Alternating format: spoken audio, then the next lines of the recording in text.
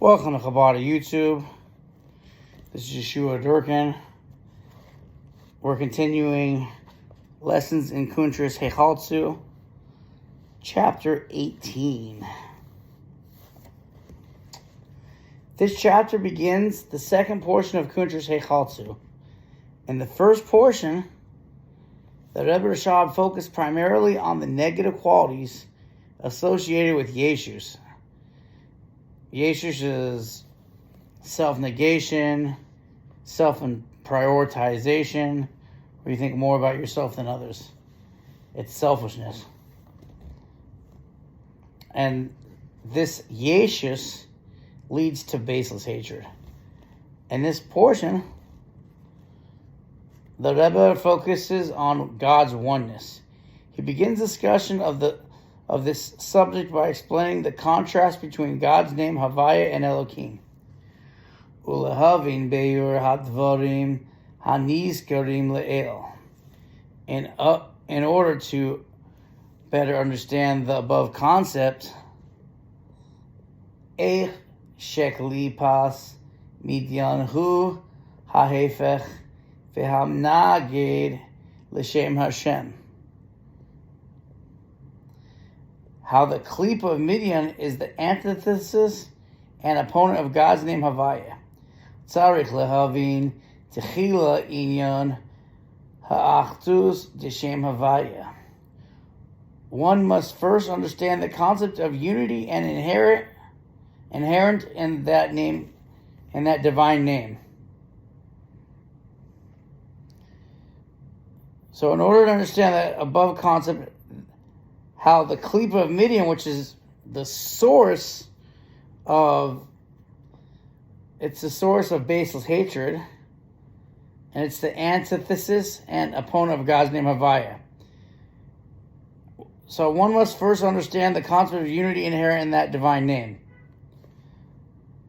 If I'm not mistaken, I think we learned earlier that Havaya represents Achdus. Achdus is togetherness, it's unity, and the whole world is one with Hashem. We say every day, Shema Yisrael, Hashem Elokeinu, Hashem Echad. Hear, O Israel, the Lord is our God, the Lord is one. And the Lord is one with entire creation. And if He's one with entire creation, that's complete unity. But separation is when one feels separate from Hashem and they feel their own identity completely separate from Hashem, to where there's no place for Hashem. They just feel themselves. And that's the antithesis, the opposite of Hashem. It's completely opposed to what Hashem wants. Hashem wants collaboration and unity, and He wants us to love each other as we love ourselves. He doesn't want us to be having baseless hatred, which is the shorosh of the source of the Klipa of Midian. Tihini yadua hahef reish bein shem Havaya l'shem Elokim. The difference between the name Havaya and the name Elohim is well known. When speaking of the different names of God, our sages quote God as saying, I am called according to my actions. An example, each of the different names reflects the manner in which a given divine attribute manifests and expresses itself. In a more general sense, Chassidus differentiates between God's name Havaya, which it identifies with godliness of an utterly transcendent nature, and His name Elohim, which it identifies with the godliness that permeates the world, bringing it into being and granting it life. Deshem Elohim hu mikor Heichaltzu. V'lachein nemar b'shem Elohim l'shoin rabim. The name Elohim is the source of the differentiation and creation, for which reason it appears in the plural form. The singular form for the name of God is Elokah. No, Elokah, I'm sorry. However, far more frequently, the Tanakh and our prayers use the term Elokim. Kemoi Elokim, Kedoshim Hu Asher Niglu Elav Elokim. For example, Elokim Kedoshim Hu, he is a holy God, and Asher Niglu Elav Elokim, God was revealed to him. In these verses, the adjectives and verbs used in connection with God's name, Elokim, employs a plural form. Mash Shaykh Belokus, Rabim Chas V'Sholom. The question, however, arises, how is it possible to ascribe, heaven forbid, plurality to God? When listing his fundamental principles of faith, Rambam mentions God's oneness as the second principle. The oneness of God is so fundamental to faith because the very definition of God is that he is true existence. Now, there cannot be two entities that are true existence. As such, the concept of plurality is antithetical to the very definition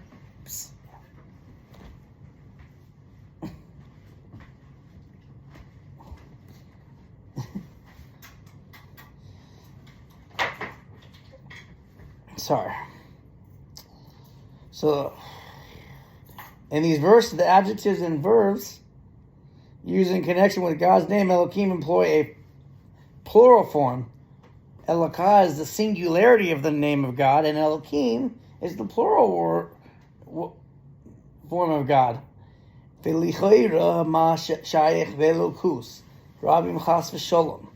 question, however, arises, how is it possible to ascribe, heaven forbid, plurality to God? If there's one God, how can you say there's more than one God? God forbid. When listing his fundamental principles of faith, Rambam mentions God's oneness as the second principle. The oneness of God is so fundamental to faith because the very definition of God is that he is true existence. Now, there cannot be two entities that are true existence. As such, the concept of plurality is antithetical to the very definition of God.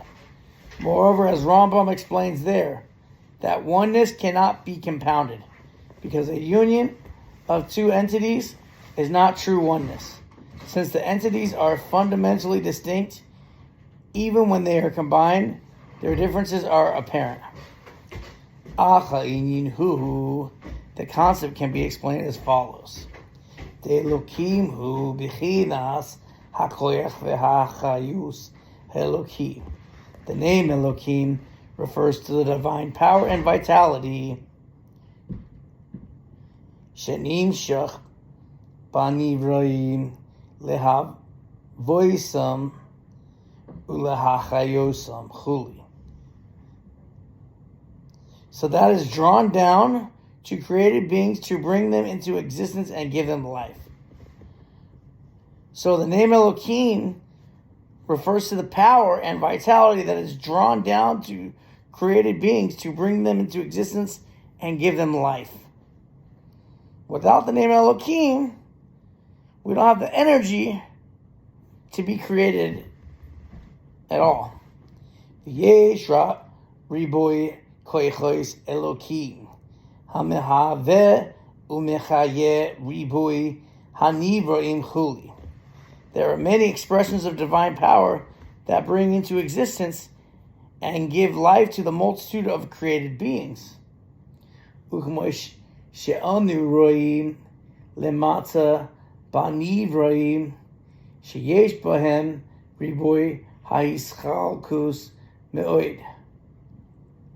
As we see, the created beings in the physical world here below are characterized by extensive particularization. Uchmay shekasub ma rabu masecha havaya. Thus, King David exclaimed, "How manifold all your works, O God! Sheyesh riboy mine nivroim," marveling in the wonderment at the multitude of types of created beings. Uvderech lo nechluk ledalid minim doimim tzormeach chai medaber.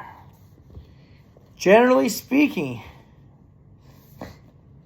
the created beings are divided into four broad categories: inanimate matter, plants, animals, and humans.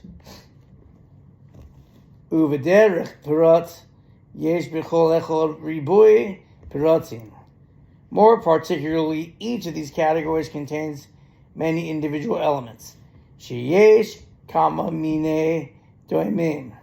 For example, there are many different types of inanimate objects. Min avonim pishutim ad avonim toivim hameirim, ranging from simple stones to glittering precious gems. V'chein yesh riboy mine toimeach asavim udshaim uzvuos ufeiros. V'ribui minim b'min habale chayim. So ranging from simple stones to glittering precious gems. So too there is a broad diversity within the plant kingdom: herbs, grasses, grains, and fruits. V'ribui minim b'min habale chayim. Likewise, there are numerous species in the animal kingdom. V'chein b'min hamedaber yesh ribui parati me'oid shekol echod ve'echod chaluk zeh mizeh v'chamaimer ein deoi sehem shavois chuli. For every person is different from another. As our sages said, their minds are not the same. That's one thing everybody could agree upon. Everybody has different minds. They think differently. They connect differently. You have simple people, but sincere, a little more educated. You got Gedolim, you got Rebbeim. You have that Rebbe. Everybody has different level of intellectual capacity. Or maybe some people have a higher level of knowledge in a certain field.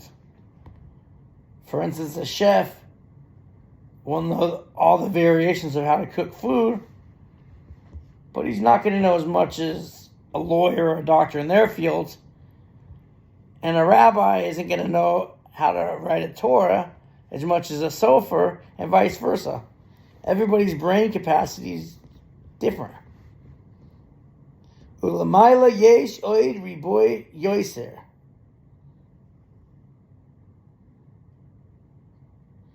In the spiritual worlds above, there is even greater multiplicity. Wait, I just skipped a line. V'chol zeh b'nivroim shelamata. Ulamaila yesh oid riboy yoiser. All this manifold variation exists among the created beings of this world, and the spiritual worlds above, there is even greater multiplicity. The Rebbe Rashab proceeds to illustrate the diversity that characterizes the spiritual realms. Kemoi v'malachim elyonim shehed b'vchinas rivoyad in shiur chuli. The heavenly angels, for example, are numerous beyond measure. V'chalukim zeh mizeh b'mailas umadregas haruchnius shelahem. Each distinguished from one another by their individual spiritual qualities and levels. Diva malachim bilti hachiluk b'madregasan. For regarding angels, if not for their differences in level, enoi shayich bahen, he's chalkus chuli. There would be nothing to distinguish one from one another.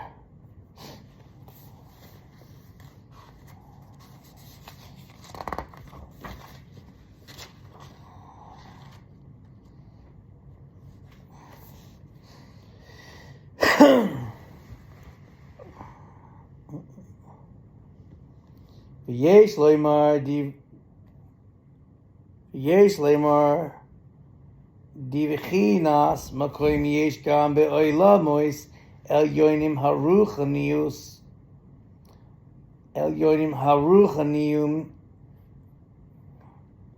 haruchaniyim. It is possible to say that there is a form of space in the lofty spiritual worlds as well. V'chayadua de'shoresh umekor hamakoim hu bechinas malchus de'atzilus. As well known, the spiritual root and source of space is malchus of atzilus.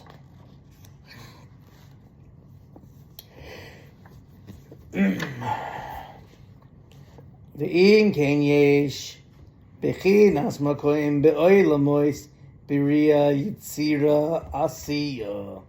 Hence, there is also a form of space in the lower worlds of b'ria yitzira and asiya that derives from malchus of atzilus. Uchshem shehamakoim dilmata nispat begeder han hagvul.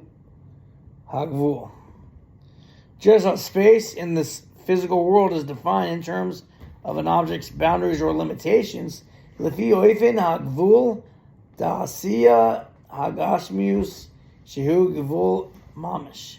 According to the limitations that exist in the physical world of asiya, an example, actual physical limitation. Kimoichen hamakoim shelimala kimoi be'olam haitzira nis pas gamkein begeder givul lefi oifen hagvul ditzira chuli.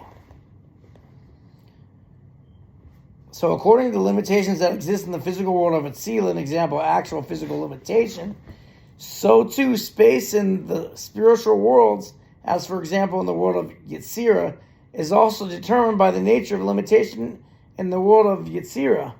I mean, everything created has a limitation, because Hashem decides how much of each thing exists, including time and space.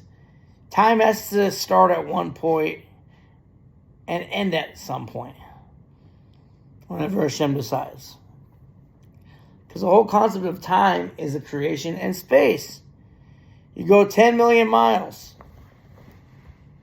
Technically, if you're going to go on the caliber of Hashem, there's no limit in how much space Hashem could create. If Hashem wants to, he can just keep creating forever. Just as there was no beginning and no end to Hashem in time, you could say the same thing by space. There's no beginning of the road, there's no end of the road. There isn't one number, there isn't the first number, and there's not the last number. Hashem is beyond any identification. No thought can grasp him.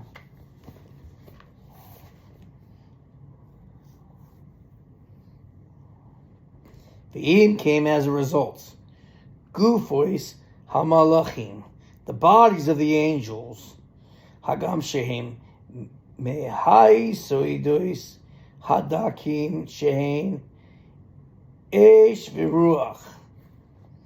As a result, the bodies of the angels, although they are composed of the more subtle elements of fire and air, umagam bechinas esh v'ruach v'tzira.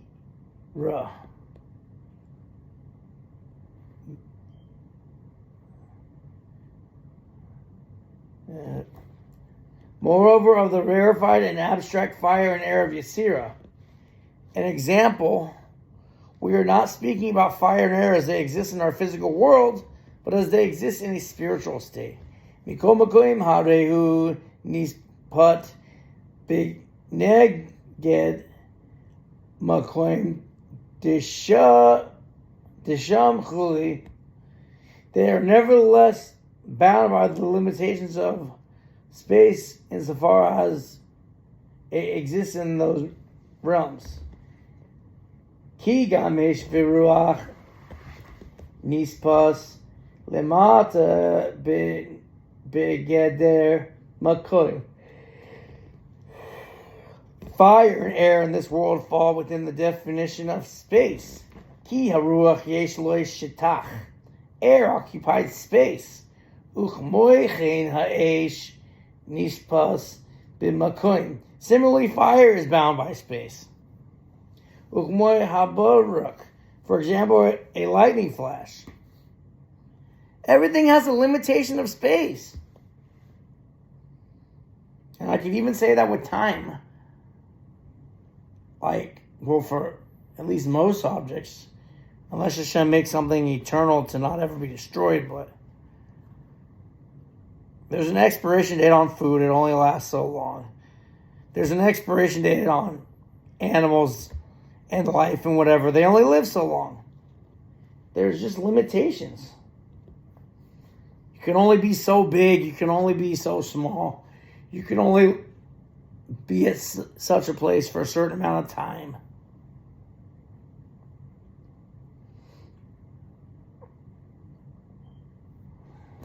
V'chein gam ha'esh ha'isoidi ha'inu galgal ha'esh hu begeder makoim chuli.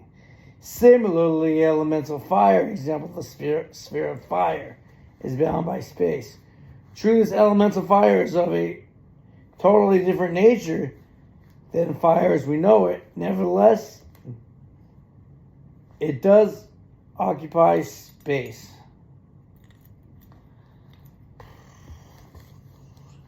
V'hin yesh loymar digufam michalkam chuli. Hence, it is possible to say that the very bodies of the angels differentiate one from another. Umikol makoim zois vadai shehei mechulakim mitzad mailas umadregas ruchniusam chuli. Nevertheless, an example, regardless of the distinctions resulting from their bodies, angels are surely distinguished from each other by their varying spiritual qualities.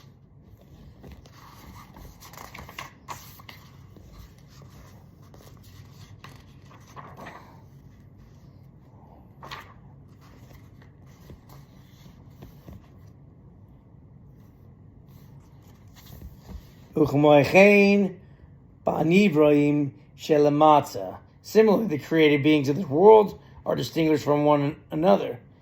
Not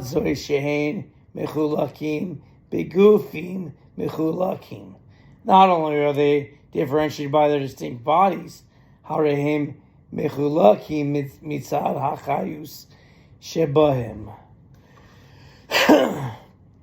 they are differentiated by the nature of life force within them.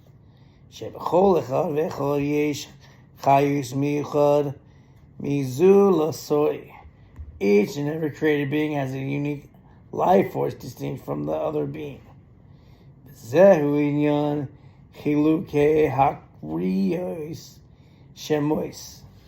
This accounts for the different names with which they are called. Sheyesh lechol echol v'echol shem miyuchad.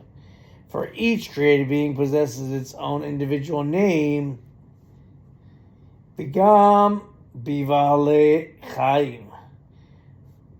Af gam bimin echad bifrate hanimtzaim sheboy. Within individual species, there are different types. Kemoy bimin ha'aryeh oi hashor chuli. For example, there are many types of lions in the lion species and oxen in the ox species. Like there's many different types of dogs. You could get a dachshund. You could get a German Shepherd, a pit bull. You could get a big dog, a small dog, a medium dog, and cats and the like. But they're the same species but different. V'dayish l'chol echol v'echol tzeruf meyuchod hamechaye oisay chuli. Each and every one of them certainly has its own individual combination of letters which endow with life. God created the world through speech via the 10 utterances of creation. Beginning, let there be light. In the human realm, we relate to entities outside of ourselves through speech.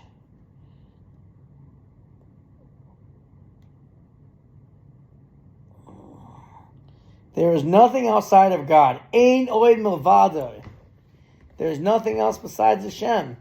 However, speech is used as an analogy for creation because it is through such speech that he brings into being a world that feels separate and distinct from him. The letters of these utterances convey the life force for every entity they bring into being, although every particular entity is not mentioned in these 10 utterances. Through a unique mystic pattern. The letters of these utterances go through the permutations until the letters are configured into the noum, The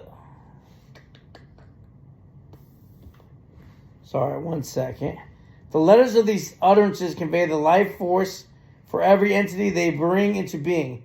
Although every particular entity is not mentioned in these 10 utterances, through a unique mystic pattern, the letters of these utterances can go through permutations until the letters are configured into the name of a given entity in the holy tongue.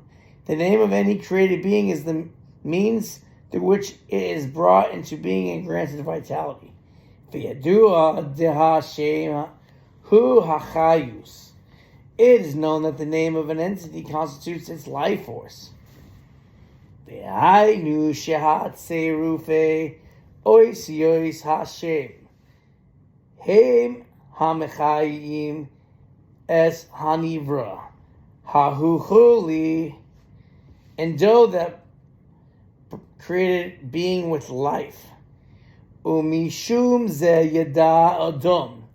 Harishoin likroi shemois lecho habe hema v'hachaya chuli shezehu mipnei she yada shoresh umekor chayosam.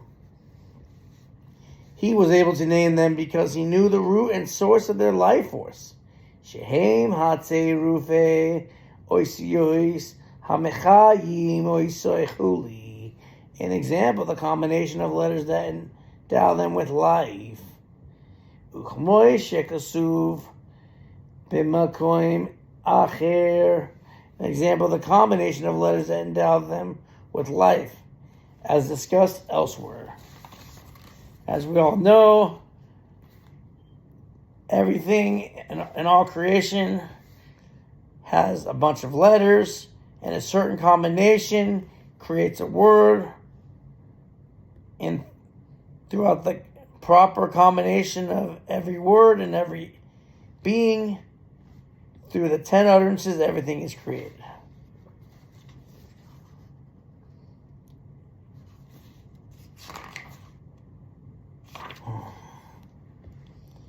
Ve'atzerufim ha'elehem hanim shachim mishem Elokim.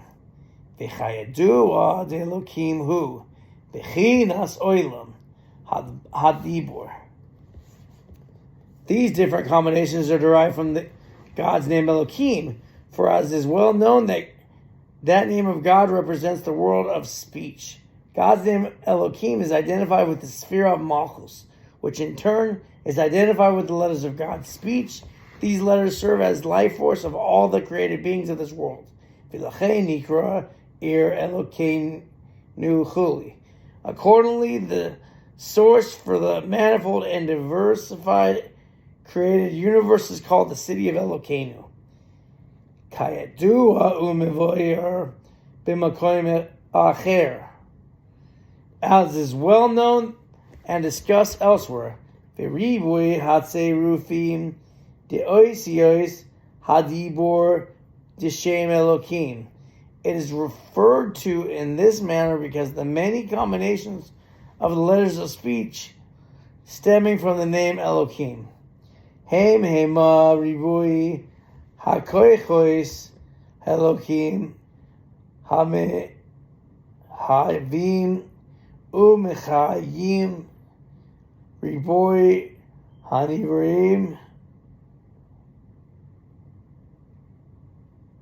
It is referred to in this manner because the many combinations of letters of speech stemming from the name Elokim are the multitude of godly powers which brings into being and vitalize the many created beings. As is well known in Chassidus, when it comes to creation, there has to be a contraction of Hashem's energy in order for it to be created. And there has to be a certain combination of the letters or the like. And each thing has a different power consistency. And when everything is done to the exact measure, the right letters, the right power, the right energy, the right order, everything is contracted enough times from Atzilus to Asiya, eventually it is created.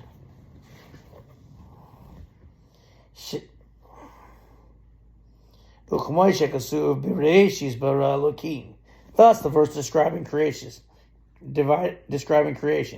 In the beginning, God created refers to God using the name Elokim.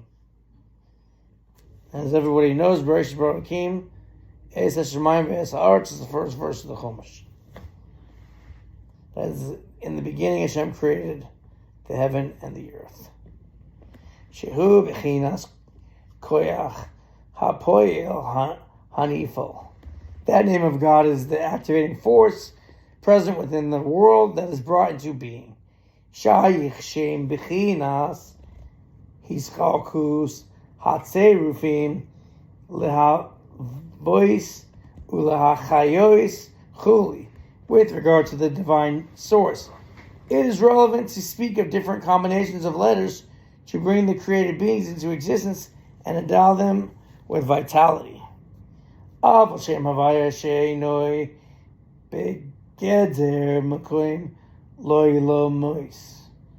name Havaya, however, is above serving as a direct source of the world's existence. That name reflects godliness as it exists above any other conception of existence. There is nothing else but Him for this reason.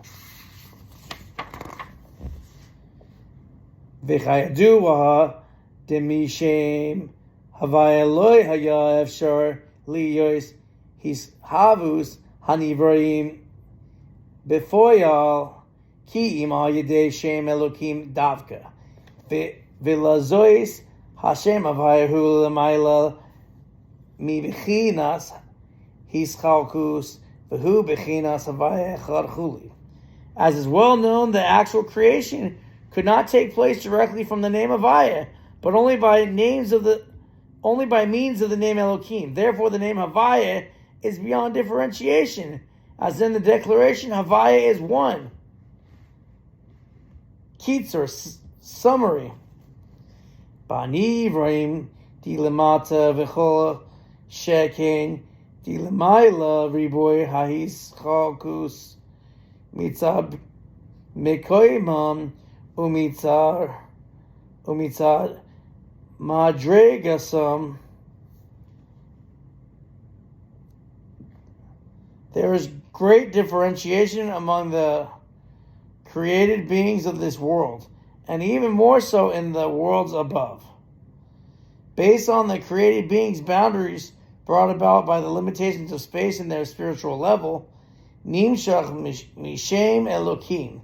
These differences derive from God's name Elokim, the divine name identified with the life force for nature and created existence. Shem Havaya Lemaila Heichaltzu. By contrast, God's name Havaya transcends differentiation, reflecting transcendent godliness. And that's it for today. For those of you that like the video from YouTube, you guys can always join me on Sundays, 9:15 p.m. Maybe I'm going to try to put a link to the Zoom or whatever. Thank you for listening, those that are watching my videos on YouTube. Next week we'll be on chapter 19.